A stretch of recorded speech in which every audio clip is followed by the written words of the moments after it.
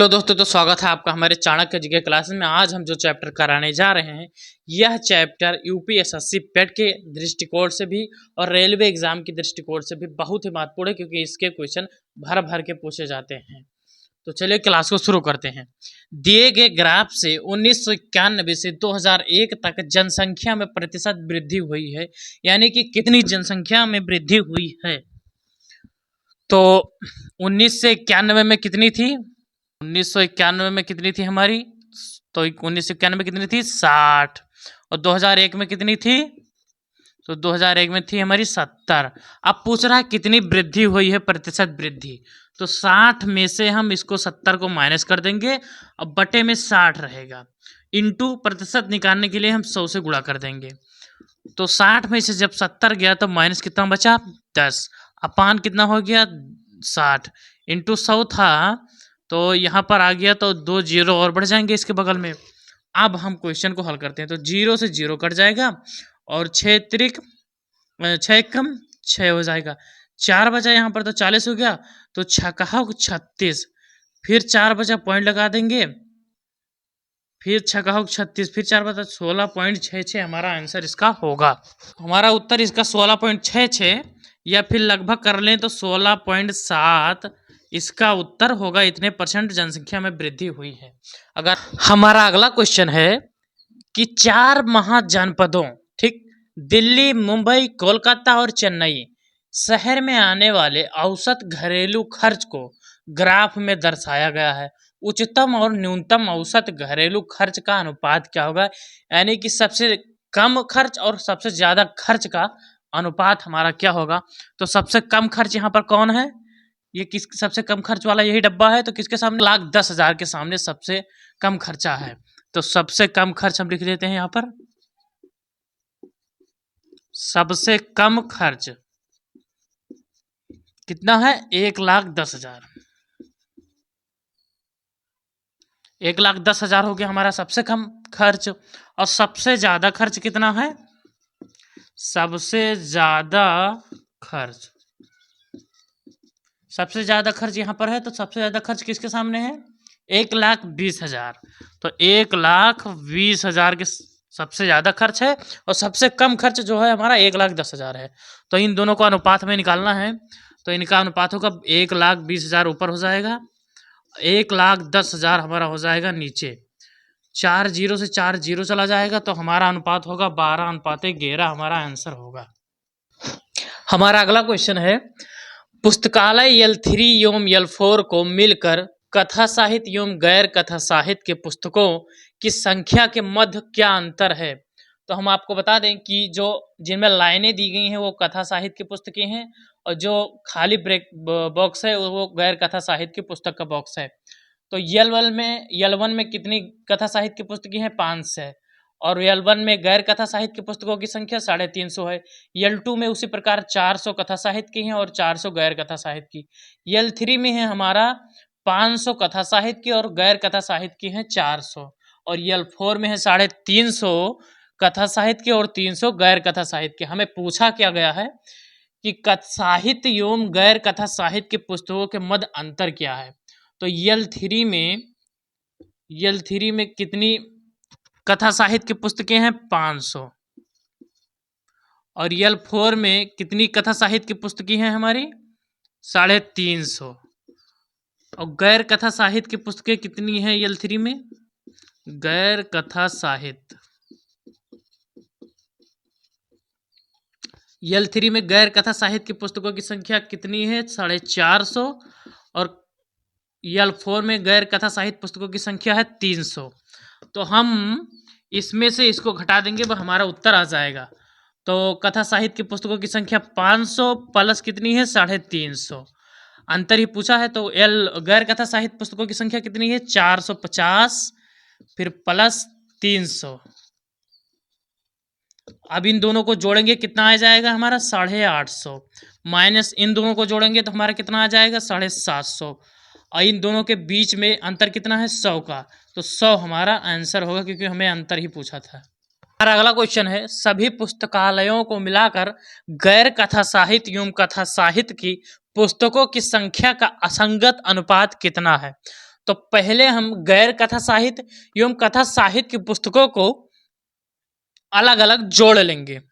तो गैर कथा साहित्य, गैर कथा साहित्य, गैर कथा साहित्य, तो गैर कथा साहित्य की पुस्तकें 350 प्लस कितनी है 400 प्लस 450 प्लस 300 बराबर कितना आ गया 350 हो गया, 400, फिर हमारा हो गया 450 फिर 300, तो 0 0 0 0, फिर कितना आ जाएगा 5 5 10, 10 के 0 आता है 1 3 1 4 4 8 4 12 3 12 3 15, तो 1500 कितना आ गया गैर कथा साहित्य की पुस्तकें। फिर कथा साहित्य की पुस्तकें, कथा साहित्य,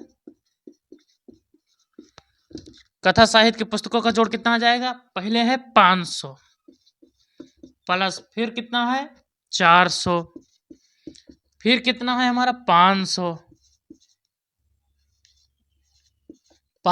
फिर कितना है हमारा 300, नहीं फिर हमारा है 350, टोटल कितना आ जाएगा यहाँ पर 5 इधर हो जाएगा 0, फिर 5 3 8 4 12 5 17, 1750 होगी कथा साहित्य की पुस्तकें। अब हमें पूछा गया है पुस्तकों की संख्या का असंगत अनुपात कितना होगा, तो असंगत अनुपात निकालने के लिए हम क्या करेंगे 1750 को ऊपर लिखेंगे और 1500 को हम नीचे लिख देंगे। 1 0 से 1 0 गया, आप 5 से इसको काट देंगे, 5 × 15 30 आ गया, और यहाँ पर हो जाएगा 5 × 15 2 और 5 25, तो 5 7 35 और 5 6 30, तो हमारा 7/6 हमारा उत्तर आ जाएगा। ये असंगत अनुपात है, असंगत अनुपात हमारा 7/6 होगा, यानी 7:6 होगा। हमने क्या किया है, पहले गैर कथा साहित्य की पुस्तकों को जोड़ लिया है, फिर कथा साहित्य की पुस्तकों को जोड़ लिया है, फिर कथा साहित्य की पुस्तकों को ऊपर किया है और गैर कथा साहित्य की पुस्तकों को नीचे करके दोनों को भाग करके हमारा उत्तर आता है 7/6, यानी कि 7:6 होगा। हमारा अगला क्वेश्चन है कि पुस्तकालय L1 एवं L3 पुस्तकों की कुल संख्या तथा पुस्तकालय L2 एवं L4 की पुस्तकों की कुल संख्या के मध्य अनुपात क्या है। तो हमें पूछा क्या है कि L1 और L3 और L2 और L4 के मध्य अनुपात क्या है। तो पहले हम L1 और L3 की सारी पुस्तकों को जोड़ लेंगे, तो L1 प्लस L3 की पुस्तकों को हम जोड़ लेंगे, तो L1 में कितना है 500 प्लस कितना है यहाँ पर 350, फिर कितना है L3 में, L3 में हमारा है 500 और कितना है हमारा 450, इसको जोड़ेंगे 0 0 0, यहाँ पर 0 हो जाएगा, फिर 5 5 10, 10 के 0 हाथ है 1, 5 5 10, 10 3 13 और 13 5 18, तो 1800 हमारा होगा L1 और L3 की पुस्तकें। अब L2 और L4 की पुस्तकों को जोड़ लेंगे, तो L2 में कितनी पुस्तकें हैं, तो L2 में कितनी पुस्तकें हैं 400 प्लस 400, तो 400 प्लस 400 प्लस L4 की पुस्तकें कितनी है 350 प्लस 300, इनको जोड़ेंगे तो कितना आएगा 0 0 0, यहाँ पर हो जाएगा 5 इधर हो जाएगा, उसके बाद 3 3 6 6 और 8 6 14, तो यहाँ पर 1450 हो जाएगा L2 L4 की पुस्तकें। फिर से जोड़ लेते हैं 0 0 0 हो जाएगा, फिर 5 यहाँ पर आ जाएगा, फिर 3 3 6 4 10 4 14 हो जाएगा, सही जोड़ा है। अब पूछा क्या है कि L2 L4 और L1 और L3 पुस्तकों की संख्या के मध्य अनुपात कितना है। तो अनुपात निकालने के लिए हम क्या करेंगे, अनुपात निकालने के लिए हम क्या करेंगे L1 प्लस L3 अपान L2 प्लस L4 कर देंगे, वह हमारा उत्तर आ जाएगा। तो L1 और L3 का मान कितना है 1800 और L2 और L4 का मान कितना है 1450, तो 0 से 0 कट गया, 5 से कटेंगे तो 5 दूनी 10, 4 बचा, 5 9 45, यहाँ पर हो जाएगा 5 3 15 और 15 5 6 30, 36/29 हमारा उत्तर होगा, यानी कि 36:29 हमारा आंसर होगा। हमारा अगला क्वेश्चन है कि 10 व्यक्ति किसी काम को 30 दिन में पूरा कर सकते हैं, तो 15 व्यक्ति दोगुने काम को कितने दिन में पूरा कर सकते हैं। तो हमारा इसको निकालने का सूत्र क्या होता है कि m1 इंटू d1 बराबर m2 इंटू d2। ये हो गया दिन, ये हो गया आदमी। तो m1 कितने आदमी हैं 10 गुणे कितने दिन 30 दिन। m2 में कितने आदमी हैं 15 दिन हमें निकालना है। तो 15 दूना 30 तो 10 दूना 20 यानी कि 20 दिन में दोगुने काम को पूरा करेंगे 15 व्यक्ति। अगर आपको क्वेश्चन का हल अच्छा लग रहा है तो आप वीडियो को प्लीज़ लाइक और सब्सक्राइब चैनल को और वीडियो को शेयर जरूर कर दें।